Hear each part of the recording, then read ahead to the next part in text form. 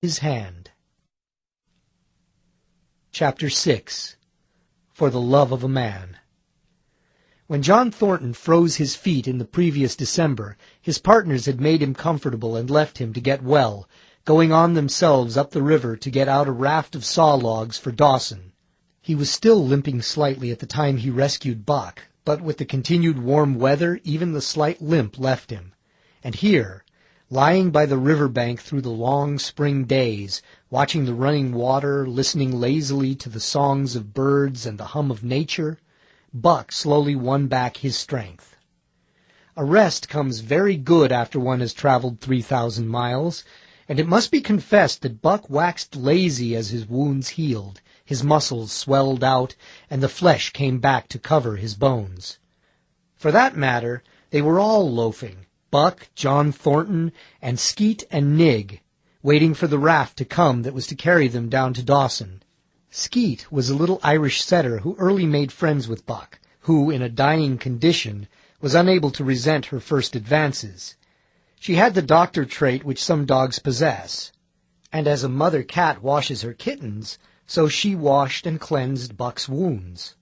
Regularly each morning after he had finished his breakfast, she performed her self-appointed task, till he came to look for her ministrations as much as he did for Thornton's. Nig, equally friendly though less demonstrative, was a huge black dog, half bloodhound, half deerhound, with eyes that laughed and a boundless good nature. To Buck's surprise, these dogs manifested no jealousy toward him. They seemed to share the kindliness and largeness of John Thornton. As Buck grew stronger, they enticed him into all sorts of ridiculous games, in which Thornton himself could not forbear to join. And in this fashion Buck romped through his convalescence and into a new existence. Love, genuine, passionate love, was his for the first time. This he had never experienced at Judge Miller's down in the sun-kissed Santa Clara Valley. With the Judge's sons hunting and tramping, it had been a working partnership. With the Judge's grandsons, a sort of pompous guardianship. And with the Judge himself, a stately and dignified friendship. But love that was feverish and burning, that was adoration, that was madness, it had taken John Thornton to arouse. This man had saved his life, which was something, but, further, he was the ideal master. Other men saw to the welfare of their dogs from a sense of duty and business expediency. He saw to the welfare of his, as if they were his own children, because he could not help it. And he saw further. He never forgot a kindly greeting or a cheering word, and to sit down for a long talk with them, gas as he called it, was as much his delight as theirs. He had a way of taking Buck's head roughly between his hands and resting his own head upon Buck's, of shaking him back and forth, the while calling him ill names that to Buck were love names.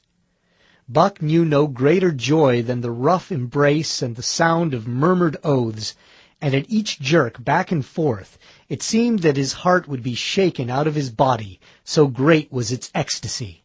And when, released, he sprang to his feet, his mouth laughing, his eyes eloquent, his throat vibrant with unuttered sound, and in that fashion remained without movement, John Thornton would reverently exclaim, "God, you can all but speak!" Buck had a trick of love expression that was akin to hurt. He would often seize Thornton's hand in his mouth, and close so fiercely that the flesh bore the impress of his teeth for some time afterward. And as Buck understood the oaths to be love words, so the man understood this feigned bite for a caress. For the most part, however, Buck's love was expressed in adoration. While he went wild with happiness when Thornton touched him or spoke to him, he did not seek these tokens. Unlike Skeet, who was wont to shove her nose under Thornton's hand and nudge till petted, or Nig, who would stalk up and rest his great head on Thornton's knee, Buck was content to adore at a distance. He would lie by the hour, eager, alert, at Thornton's feet, looking up into his face, dwelling upon it, studying it, following with keenest interest each fleeting expression, every movement or change of feature. or, as chance might have it, he would lie farther away, to the side or rear, watching the outlines of the man and the occasional movements of his body. And often, such was the communion in which they lived, the strength of Buck's gaze would draw John Thornton's head around, and he would return the gaze without speech, his heart shining out of his eyes as Buck's heart shone out. For a long time after his rescue, Buck did not like Thornton to get out of his sight. From the moment he left the tent to when he entered it again, Buck would follow at his heels. His transient masters since he had come into the Northland had bred in him a fear that no master could be permanent. He was afraid that Thornton would pass out of his life as Perrault and Francois and the Scotch half-breed had passed out. Even in the night, in his dreams, he was haunted by this fear. At such times he would shake off sleep and creep through the chill to the flap of the tent, where he would stand and listen to the sound of his master's breathing. But in spite of this great love he bore John Thornton, which seemed to bespeak the soft civilizing influence, the strain of the primitive which the Northland had aroused in him remained alive and active. Faithfulness and devotion, things born of fire and roof, were his, yet he retained his wildness and his wiliness. He was a thing of the wild, come in from the wild to sit by John Thornton's fire, rather than a dog of the soft Southland, stamped with the marks of generations of civilization. Because of his very great love, he could not steal from this man, but from any other man in any other camp he did not hesitate an instant, while the cunning with which he stole enabled him to escape detection. His face and body were scored by the teeth of many dogs, and he fought as fiercely as ever, and more shrewdly. Skeet and Nig were too good-natured for quarreling. Besides, they belonged to John Thornton. But the strange dog, no matter what the breed or valor, swiftly acknowledged Buck's supremacy, or found himself struggling for life with a terrible antagonist. And Buck was merciless. He had learned well the law of club and fang, and he never forewent an advantage or drew back from a foe he had started on the way to death. He had lessoned from Spitz and from the chief fighting dogs of the police and mail, and he knew there was no middle course. He must master or be mastered, while to show mercy was a weakness. Mercy did not exist in the primordial life. It was misunderstood for fear, and such misunderstandings made for death. Kill or be killed, eat or be eaten, was the law. And this mandate, down out of the depths of time, he obeyed. He was older than the days he had seen and the breaths he had drawn. He linked the past with the present, and the eternity behind him throbbed through him in a mighty rhythm, to which he swayed as the tides and seasons swayed. He sat by John Thornton's fire, a broad-breasted dog, white-fanged and long-furred.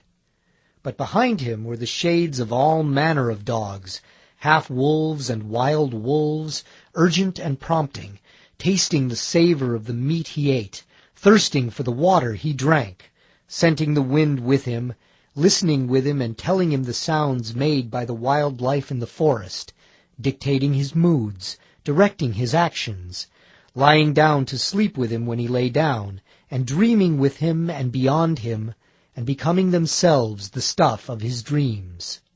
So peremptorily did these shades beckon him, that each day mankind and the claims of mankind slipped farther from him.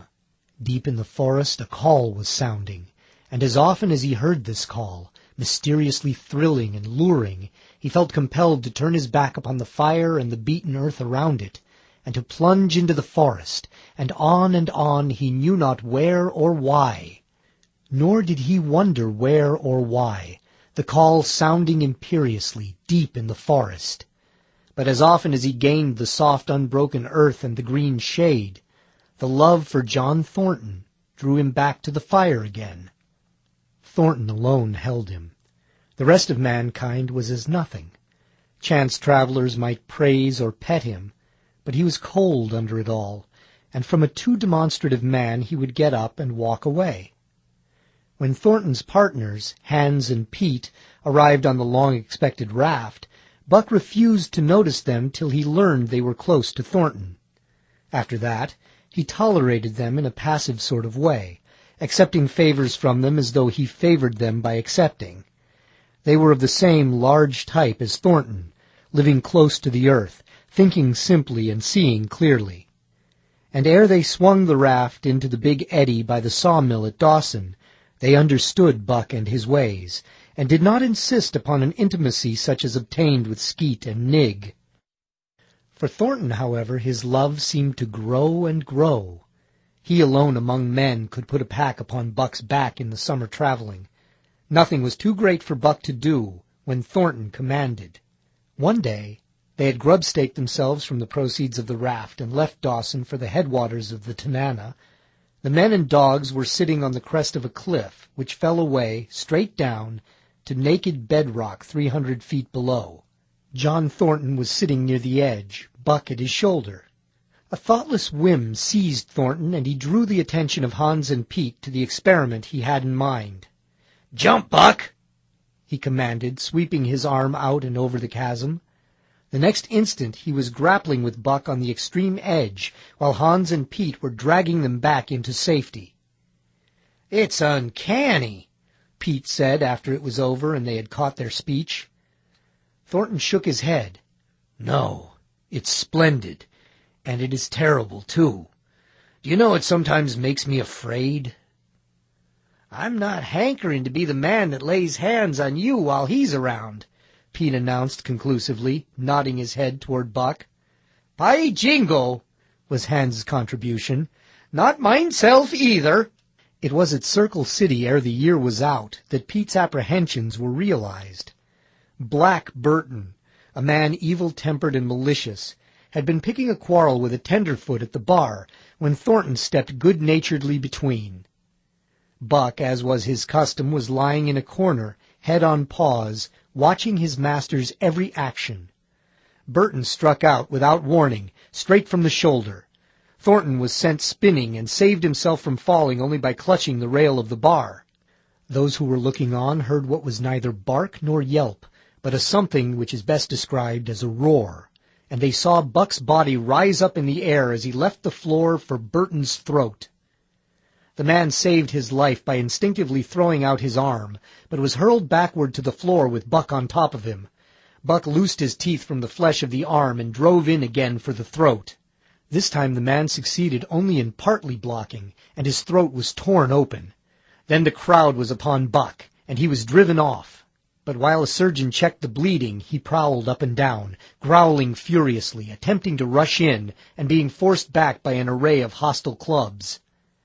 A miners' meeting, called on the spot, decided that the dog had sufficient provocation, and Buck was discharged.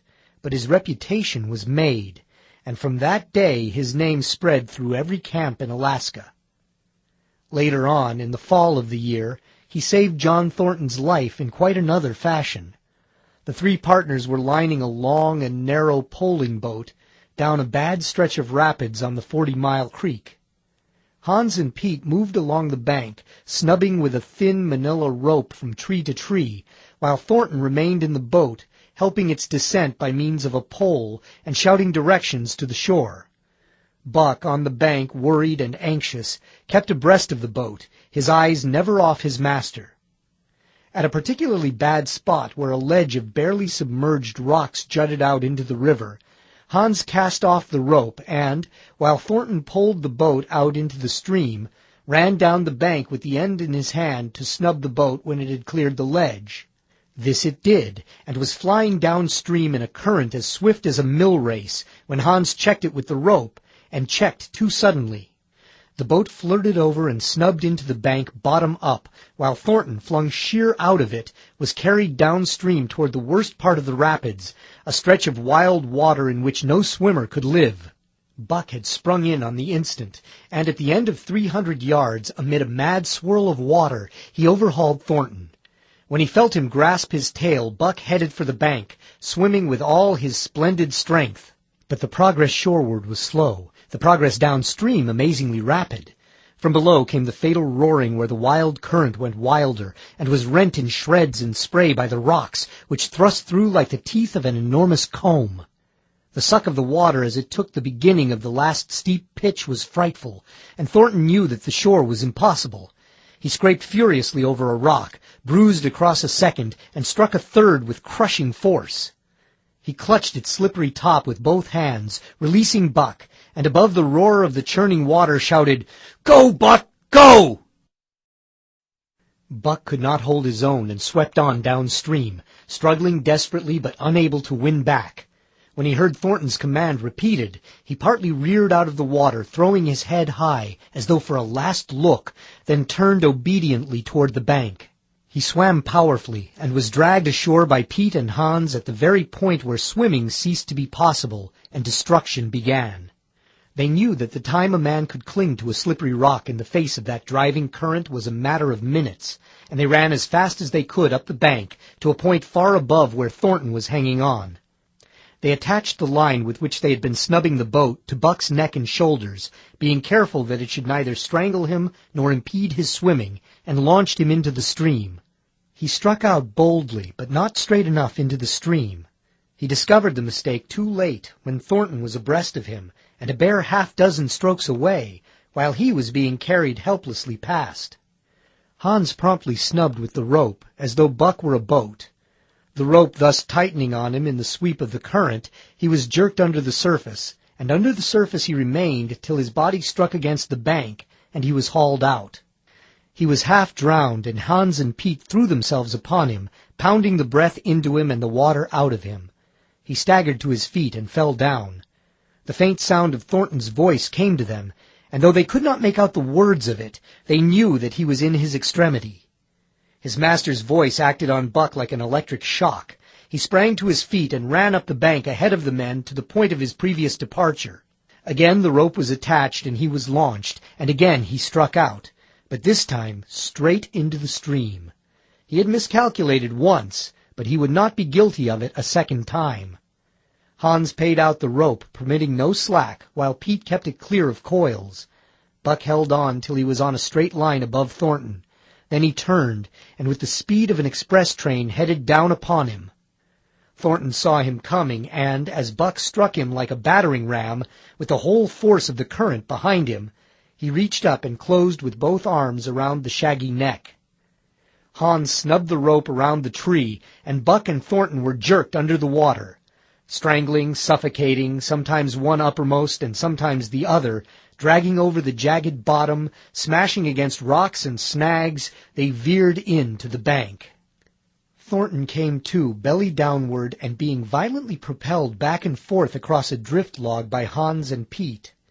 His first glance was for Buck, over whose limp and apparently lifeless body Nig was setting up a howl, while Skeet was licking the wet face and closed eyes.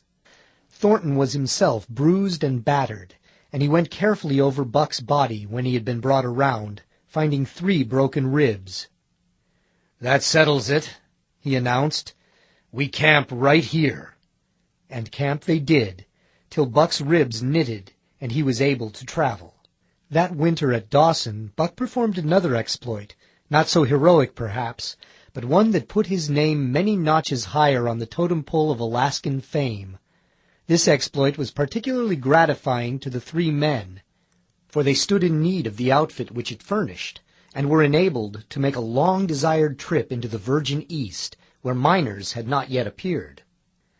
It was brought about by a conversation in the El Dorado saloon, in which men waxed boastful of their favorite dogs. Buck, because of his record, was the target for these men, and Thornton was driven stoutly to defend him. At the end of half an hour, one man stated that his dog could start a sled with 500 pounds and walk off with it. A second bragged 600 for his dog, and a third 700. "Pooh, pooh," said John Thornton. "Buck can start 1,000 pounds. "And break it out and walk off with it for 100 yards?" demanded Mathewson, a Bonanza king, he of the 700 vaunt. "And break out and walk off with it for 100 yards, John Thornton said coolly. "Well," Mathewson said, slowly and deliberately, so that all could hear, "I've got $1,000 that says he can't, And there it is." So saying, he slammed a sack of gold dust of the size of a bologna sausage down upon the bar. Nobody spoke. Thornton's bluff, if bluff it was, had been called. He could feel a flush of warm blood creeping up his face. His tongue had tricked him. He did not know whether Buck could start 1,000 pounds. 1/2 ton! The enormousness of it appalled him. He had great faith in Buck's strength, and had often thought him capable of starting such a load, but never, as now, had he faced the possibility of it, the eyes of a dozen men fixed upon him, silent and waiting. Further, he had no $1,000, nor had Hans or Pete. "I've got a sled standing outside now with 20 50-pound sacks of flour on it," Matthewson went on with brutal directness, "so don't let that hinder you." Thornton did not reply. He did not know what to say. He glanced from face to face in the absent way of a man who has lost the power of thought and is seeking somewhere to find the thing that will start it going again. The face of Jim O'Brien, a Mastodon king and old-time comrade, caught his eyes. It was as a cue to him, seeming to rouse him to do what he would never have dreamed of doing. "Can you lend me 1,000?" he asked, almost in a whisper. "Sure," answered O'Brien, thumping down a plethoric sack by the side of Matthewson's. "Though it's little faith I'm having, John, that the beast can do the trick." The Eldorado emptied its occupants into the street to see the test. The tables were deserted, and the dealers and gamekeepers came forth to see the outcome of the wager and to lay odds. Several hundred men, furred and mittened, banked around the sled within easy distance. Matthewson's sled, loaded with 1,000 pounds of flour, had been standing for a couple of hours, and in the intense cold, it was 60 below zero, the runners had frozen fast to the hard-packed snow. Men offered odds of 2 to 1 that Buck could not budge the sled. A quibble arose concerning the phrase, "break out." O'Brien contended it was Thornton's privilege to knock the runners loose, leaving Buck to break it out from a dead standstill. Matthewson insisted that the phrase included breaking the runners from the frozen grip of the snow. A majority of the men who had witnessed the making of the bet decided in his favor, whereat the odds went up to 3 to 1 against Buck. There were no takers. Not a man believed him capable of the feat. Thornton had been hurried into the wager, heavy with doubt, and now that he looked at the sled itself, the concrete fact, with the regular team of 10 dogs curled up in the snow before it, the more impossible the task appeared. Matthewson waxed jubilant. 3 to 1, he proclaimed. "I'll lay you another 1,000 at that figure, Thornton. What do you say?" Thornton's doubt was strong in his face, but his fighting spirit was aroused, the fighting spirit that soars above odds, fails to recognize the impossible, and is deaf to all save the clamor for battle. He called Hans and Pete to him. Their sacks were slim, and with his own the 3 partners could rake together only $200. In the ebb of their fortunes, this sum was their total capital, yet they laid it unhesitatingly against Matthewson's 600. The team of 10 dogs was unhitched, and Buck, with his own harness, was put into the sled. He had caught the contagion of the excitement, and he felt that in some way he must do a great thing for John Thornton. Murmurs of admiration at his splendid appearance went up. He was in perfect condition, without an ounce of superfluous flesh, and the 150 pounds that he weighed were so many pounds of grit and virility. His furry coat shone with the sheen of silk. Down the neck and across the shoulders, his mane, in repose as it was, half bristled and seemed to lift with every movement, as though excessive vigor made each particular hair alive and active. The great breast and heavy forelegs were no more than in proportion with the rest of the body, where the muscles showed in tight rolls underneath the skin. Men felt these muscles and proclaimed them hard as iron, and the odds went down to 2 to 1. "Gad, sir," stuttered a member of the latest dynasty, a king of the Skookum benches. "I offer you 800 for him, sir, before the test, sir. 800 just as he stands. Thornton shook his head and stepped to Buck's side. You must stand off from him, Mathewson protested. Free play and plenty of room. The crowd fell silent. Only could be heard the voices of the gamblers vainly offering 2 to 1.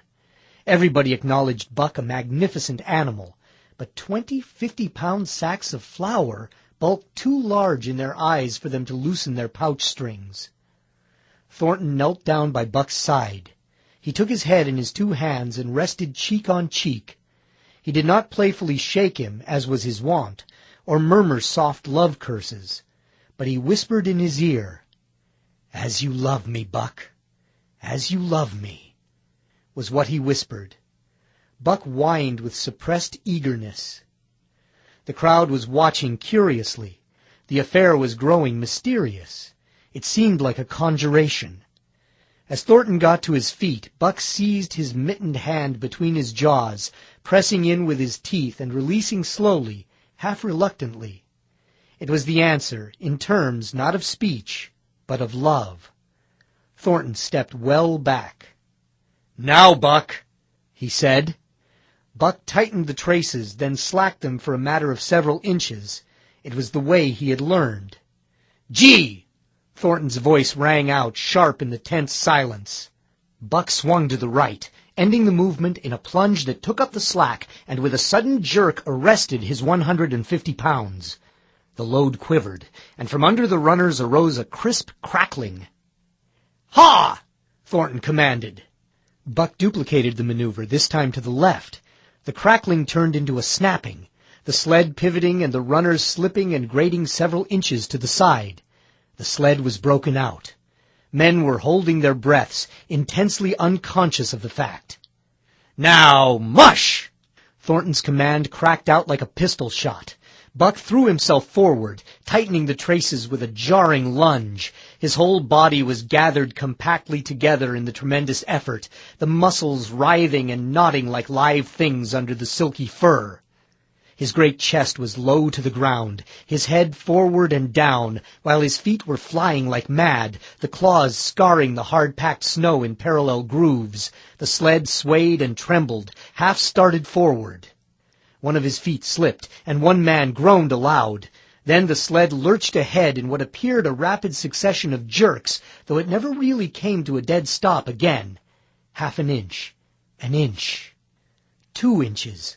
The jerks perceptibly diminished. As the sled gained momentum, he caught them up, till it was moving steadily along. Men gasped and began to breathe again, unaware that for a moment they had ceased to breathe. Thornton was running behind, encouraging Buck with short, cheery words. The distance had been measured off, and as he neared the pile of firewood which marked the end of the 100 yards, a cheer began to grow and grow, which burst into a roar as he passed the firewood and halted at command. Every man was tearing himself loose, even Mathewson. Hats and mittens were flying in the air. Men were shaking hands, it did not matter with whom, and bubbling over in a general incoherent babble. But Thornton fell on his knees beside Buck. Head was against head, and he was shaking him back and forth. Those who hurried up heard him cursing Buck, and he cursed him long and fervently and softly and lovingly. Gad, sir, spluttered the Skookum Bench King. "I'll give you 1,000 for him, sir. 1,000, sir. 1,200, sir." Thornton rose to his feet.